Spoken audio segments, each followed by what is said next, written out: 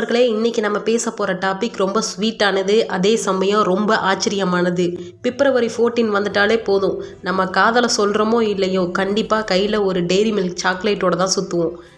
ஆனால் இந்த சின்ன சாக்லேட் பார் பின்னாடி 20 வருஷ உழைப்பு, பல போராட்டங்கள், உலகப்போர், அப்புறம் ஒரு மிகப்பெரிய பிஸ்னஸ் தந்திரம் இருக்குதுன்னு சொன்னால் நம்புவீங்களா?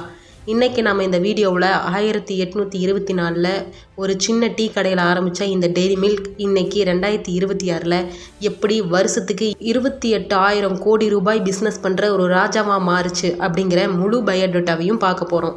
வீடியோவை ஸ்கிப் பண்ணாமல் பாருங்கள், ஏன்னா நடுவில் பலருக்கும் தெரியாத பல சீக்ரெட்ஸ் இருக்குது. நாம் காலை இயந்திரத்தில் ஏறி 200 வருஷத்துக்கு பின்னாடி போனோம்னா, இங்கிலாந்தில் இருக்கிற பார்மிங்காம் அப்படிங்கிற இடத்துல ஜான் கேட்பரின்னு ஒருத்தர் ஒரு சின்ன மளிகை கடை ஆரம்பித்தார். ஆனால் அவர் சாக்லேட் விற்கலை, டீ மற்றும் காஃபி தான் விற்றார். இங்கே தான் ஒரு ட்விஸ்ட் இருக்குது. ஜான் கேட்பரி ஒரு குவாக்கர் மதத்தை சேர்ந்தவர். அவரோட நோக்கம் என்னன்னா, அந்த காலத்தில் மக்கள் அதிகமாக மது குடித்து உடம்பையும் வாழ்க்கையும் கெடுத்துட்டு இருந்தாங்க. மது அருந்துகிற பழக்கத்தை எப்படியாவது குறைக்கணும், அதுக்கு பதிலாக மக்கள் ஆரோக்கியமான பானத்தை குடிக்கணும்னு நினச்சி தான் அவர் சாக்லேட் பானங்களை விற்க ஆரம்பித்தார். சாக்லேட் அப்படிங்கிறது ஒரு போதை மாற்றாக தான் உருவானதுன்னு சொன்னால் ஆச்சரியமாக இருக்குல்ல. காலம் போகுது. ஜான் கேட்பரிக்கு உடம்பு முடியாமல் போக அவரோட மகன்கள் ரிச்சர்ட் கேட்பரி மற்றும் ஜார்ஜ் கேட்பரி இந்த கடையை பொறுப்பேற்றுக்கிறாங்க. அப்போது பிஸ்னஸ் ரொம்ப மோசமாக இருந்துச்சு. ஆனால் இவங்க 2 பேரும் விடாமுயற்சி செஞ்சு சாக்லேட் பண்ணுறதுல இருக்கிற அந்த கோகோ பட்டரை பிரித்து எடுக்கிற ஒரு புது டெக்னாலஜியை கொண்டு வந்தாங்க. 1897 தான் இவங்க முதலாக ஒரு மில்க் சாக்லேட் பாரை தயார் பண்ணாங்க. ஆனால் அப்போ வந்த சாக்லேட் இன்றைக்கி நாம் சாப்பிட்ற மாதிரி சாஃப்டாக இருக்காது. ஒரு மாதிரி மணல் மாதிரி இருக்கும், சாப்பிடவும் அவ்வளோ டேஸ்ட்டாக இருக்காது. இப்போது 1905 வருஷத்துக்கு வருவோம். இதான் டெய்ரி மில்க் வரலாற்றையே மிக முக்கியமான வருஷம். ஜானோட பேரன் ஜார்ஜ் கேட்பரி ஜூனியர் ஒரு சவாலை ஏற்றுக்கிறாரு. அப்போ மார்க்கெட்டில் நெஸ்லோ மாதிரியான கம்பெனிகள் தான் டாப்பில் இருந்தாங்க. அவங்கள ஜெயிக்கணும்னா ஒரு புது மாதிரியான டேஸ்ட் வேணும்னு ஜார்ஜ் யோசிச்சார். மற்ற கம்பெனிகள் எல்லாம் தண்ணி கலந்த பாலை சாக்லேட்டை சேர்த்தப்போ, ஜார்ஜ் மட்டும் கெட்டியான ப்ரெஸ்ஸான பாலை அதிகமாக சேர்த்து சாக்லேட் பண்ணார். அந்த சாக்லேட் பயங்கர க்ரீமியாக வாயில் வச்சாலே கரையிற மாதிரி இருந்துச்சு. இதுக்கு பேர் வைக்கிறதுல ஒரு விவாதமே நடந்துச்சு. ஹைலண்ட் மில்க்கு, டைரி மில்க்குன்னு பல பேர் யோசிச்சாங்க. ஆனால் கடைக்கு வந்த ஒரு கஸ்டமரோட சின்ன பொண்ணு சும்மா யதார்த்தமாக டைரி மில்க்குன்னு சொல்ல அந்த பேரே பின்னால் உலக புகழ் பெற்றதாக மாறிடுச்சு. நீங்கள் கடையில் 1 கிலோமீட்டர் தள்ளி நின்று பார்த்தா கூட அந்த ஊதா கலரை பார்த்தே இது டெய்ரி மில்க்குன்னு கண்டுபிடிச்சிடலாம். இது எப்போ ஆரம்பிச்சது தெரியுமா?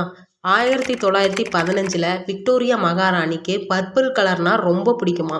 அவங்களுக்கு மரியாதை கொடுக்கறதுக்காக கேட்பரி இந்த கலரை தேர்ந்தெடுத்திருக்கிறாங்க. அப்புறம் 1928 தான் அந்த ஃபேமஸான 1.5 கிளாஸ் பால் லோகோவை கொண்டு வர்றாங்க. ஆனால் அடுத்த சில வருஷங்களில் 2ஆம் உலகப் போர் ஆரம்பிச்சது. பிரிட்டிஷ் அரசாங்கம் பால் விநியோகத்தை தடை செஞ்சாங்க.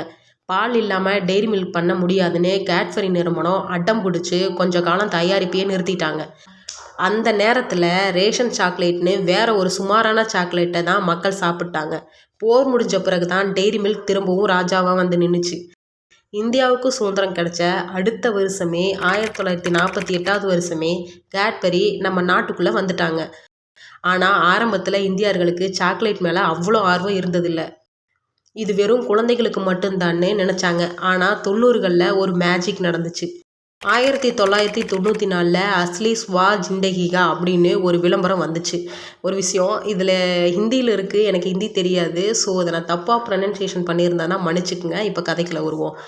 1994 அஸ்லி ஸ்வா ஜிண்டகிகா அப்படின்னு ஒரு விளம்பரம் வந்துச்சு. ஒரு பொண்ணு கிரிக்கெட் மேட்ச் பார்த்துட்ருப்பா. கடைசி பாலில் பேட்ஸ்மேன் 6 அடித்த உடனே கையில் டைரி மில்கோட அந்த பொண்ணு கிரவுண்டுக்குள்ளே வந்து டான்ஸ் ஆடும். அந்த ஒரு விளம்பரம் தான் இந்தியர்களுக்கும் பெரியவங்களும் சாக்லேட் சாப்பிட்லாங்கிற உணர்வை கொடுத்துச்சு. அங்கே இருந்து தான் தீபாவளி, ரக்ஷபந்தன் எல்லாத்துக்கும் சாக்லேட் கொடுக்க ஆரம்பிச்சிருக்காங்க. இப்போது நாம் ஏன் பிப்ரவரி 14க்கு இவ்வளோ முக்கியத்துவம் தர்றோம்னு பார்ப்போம். 2010 கேட்பரி நிறுவனம் டெய்ரி மில்க் சில்க் அப்படிங்கிற ஒரு பிராண்டை கொண்டு வர்றாங்க. இது நார்மல் சாக்லேட்டை விட கொஞ்சம் காஸ்ட்லி, ஆனால் ரொம்ப ஸ்மூத்தாக இருக்கும்.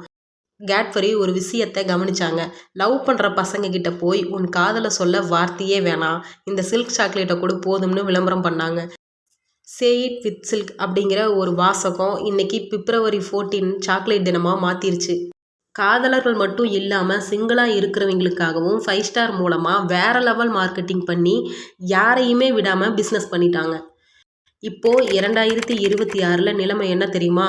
முன்னாடியெல்லாம் மக்களில் கடையில் போய் தான் வாங்குவாங்க. ஆனால் இப்போது பிளிங்கிட், ஸ்விக்கி, இன்ஸ்டாமார்ட் மாதிரி ஆப் வந்ததுனால போன வருஷத்தை விட இந்த வருஷம் ஆன்லைன் விற்பனை 48% உயர்ந்திருக்குன்னு சொல்கிறாங்க. வருஷத்துக்கு 28,000 கோடி ரூபாய்க்கு மேலே பிஸ்னஸ் நடக்கிற இந்த சாக்லேட் மார்க்கெட்டில் கேட்ஃப்ரி நிறுவனம் இன்னைக்கு 70%க்கு மேலே பங்குகளை வச்சு ராஜாவாக இருக்காங்க. ஒரு நிமிஷத்துக்கு சுமார் 500க்கும் மேலே சாக்லேட் விற்பனை ஆகுதுன்னா பார்த்துக்கோங்க. ஸோ நண்பர்களே, ஒரு சின்ன டீ கடையில் ஆரம்பித்து உலக போர்களையும் தாண்டி இன்றைக்கி நம்ம எல்லாரோட கொண்டாட்டத்துலேயும் ஒரு அங்கமாக இருக்கிற டெய்ரி மில்க் ஹிஸ்ட்ரி இதுதான். அடுத்த தடவை நீங்கள் சாக்லேட் சாப்பிடும்போது அந்த ஜான் கேட்ஃப்ரியோட உழைப்பையும் அந்த 1.5 கிளாஸ் பாலோட மேஜிக்கையும் நினச்சி பாருங்கள். இந்த வீடியோ உங்களுக்கு பிடிச்சிருக்குன்னு நம்புகிறேன். இதில் உங்களுக்கு ரொம்ப பிடிச்ச விஷயம் எதுன்னு கமெண்ட் பண்ணுங்கள். உங்கள் ஃபேவரட் சாக்லேட் எதுன்னு சொல்லுங்கள். மறக்காமல் இந்த சேனலை சப்ஸ்கிரைப் பண்ணிக்கங்க. அடுத்து ஒரு சுவாரஸ்யமான வீடியோவில் உங்களை பார்க்குறேன். தேங்க்யூ ஃபார் வாட்சிங். நன்றி.